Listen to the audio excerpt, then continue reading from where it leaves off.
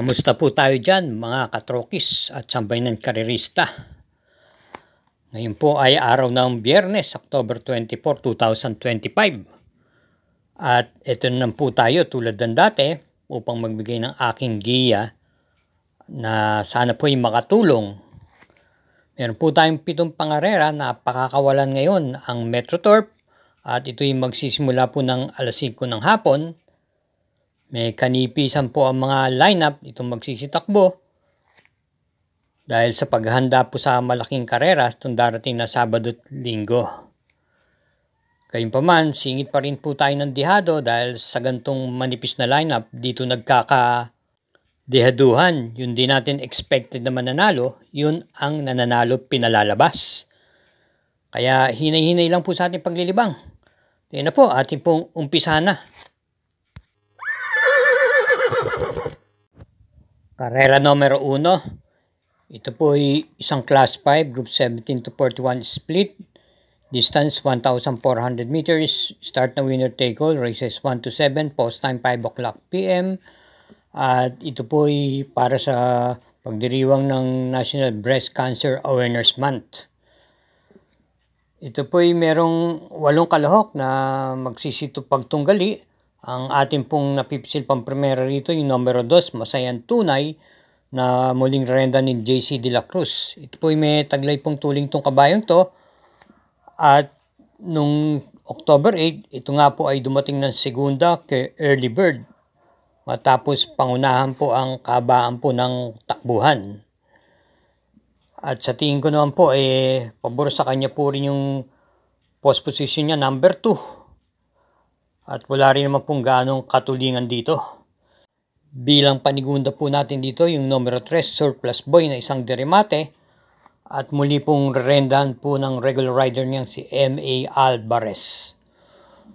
Tumakbo po ito nung last October 12. Pero hindi po ganong nagpakita ng buti at dumating lang po ng pang-8 pwesto sa kabayan na nalong Shining Thunder.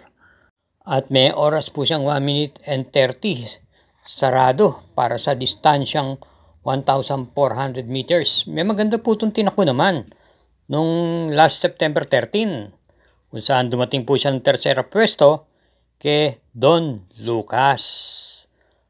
At bilang panresera po natin dito, isama natin nagbabalik pistang numero 1 Bisyo Magserbisyo na alam naman natin pong may pagka mababa na rin po sa laban na to at rendan po ni C.A. Reyes. Kaya para rito sa karera numero 1, pampremera po natin yung kalahok numero 2, Masayang Tunay, panigunda numero 3, Surplus Boy, at panersera yung numero 1, Bisyo Magserbisyo.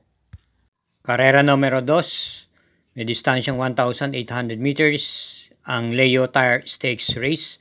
Start ng Pick 6, races 2 to 7. At ito po ay binubuo ng 5 kalahok lamang na halos po imported horses.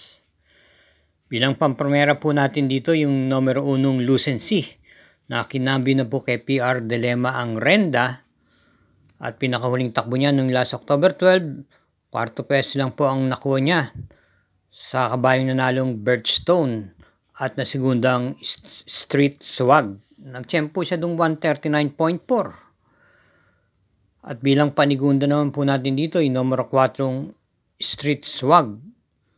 Nasigunda naman po ito noong October 12 din. Doon din sa karerang pinulo ni Birchstone.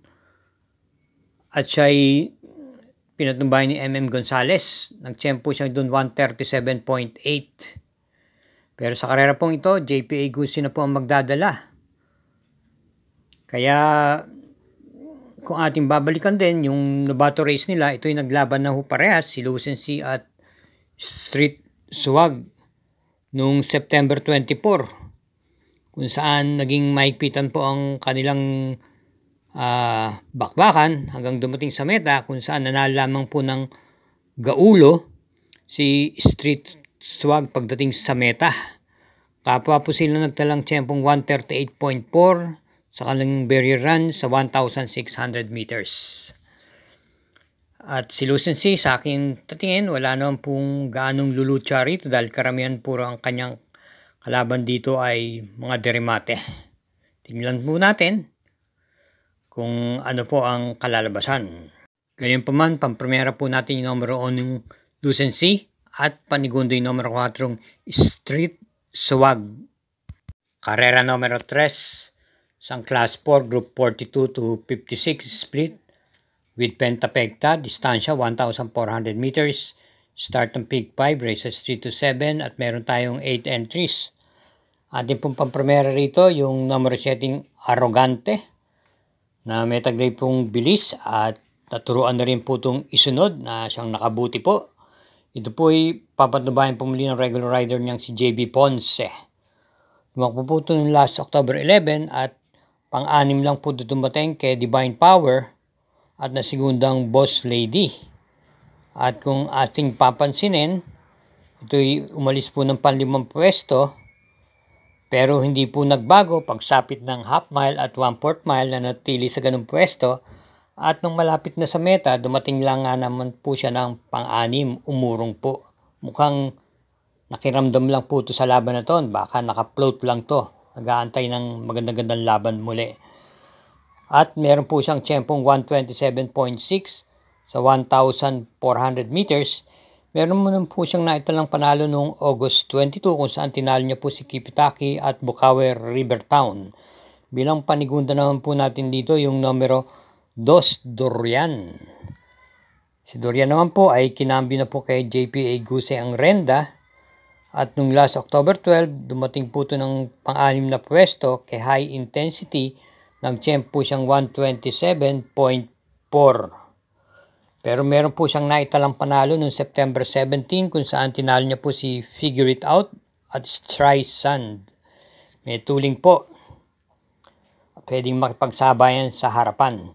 Bilang panersera po natin dito ay numero 8 Hinebra. May takbo po itong pwedeng kumuha ng unahan at pwede naman pong iparimate. Napang-anim na pwesto ng last October 15 kay Sea Rice at nasigundong Full Combat Order. Ito po ay may tiyempong 127.6 so 1,400 meters from JB Bikaykay. Kinabi na po siya kay CA Reyes at may naitalang panalo nung August 6 pa po kung saan tinalo niya po si Grand Majesty at Arrogante. Kaya muli para rito sa karera numero 3, pampremera numero 7 Arrogante, panigundo numero 2 Durian at panersera numero 8 Hinebra. Karera numero 4, start po ng Peak 4, races 4 to 7, isang Class 4, 42 to 56 split. May distansyang 1,400 meters, aanim lang pong kalahok ang nakarehistro. Bilang pampremera po natin yung numero 3, Mang Nano, na maganda po ang kanyang pagkakapanalo nung nakaraan. Nanalo po siya ng dihado at papanubayan po ni RC Tabor. Pwede pong iparimati itong kabayong to. Nung last October 11, nanalo nga po siya at kung saan tinalo niya po si Lilibel at naterserang Sing Anyusong. Nagtempo po siyang 1 minute and 25 sa 1,400 meters. Bilang panigunda naman po natin dito ay numero 1 911. Ito po isang derimate. At kung yung nasusundan, nanalo po ito ng last October 8 kung saan tinalo niya po sila Parisian Life, Katakataka at Iyasaki. Dulan po si NC Lunar. Ngayon po, kinabi na po siya kay JB Guerra at nag-champ po siyang 1 minute and 26.6. Baka sakali po mag-umento pa. At ngayon pa lang po nagbabatak. Kaya para rito sa karera numero 4, pampremera numero 3, Mang Nano. Panigunday numero 1, 911. Sa ating pong pagkapatuloy, paalala lang po, huwag po tayong makakalimot na mag-subscribe. Pakishare na rin po itong video to at i-hit po natin yung like at notification bell button. Salamat po. Karera numero 5, isang Class 4, Group 42 to 56 split. Meron po tayong Super 6 dito, distansya 1,400 meters. Binubuo po ng siyam na kalok to. At ang ating pampremera rito, yung kalok numero 1 Wolf 359 na kinambi po sa isang apprentice jockey kay RC Simasio. Ito po ay may taglay pong remate at naipipacing po itong kabayong ito. At base sa kanyang mga nakaraang preba, mabibigat po ang kanyang nakakalaban at tinatalo.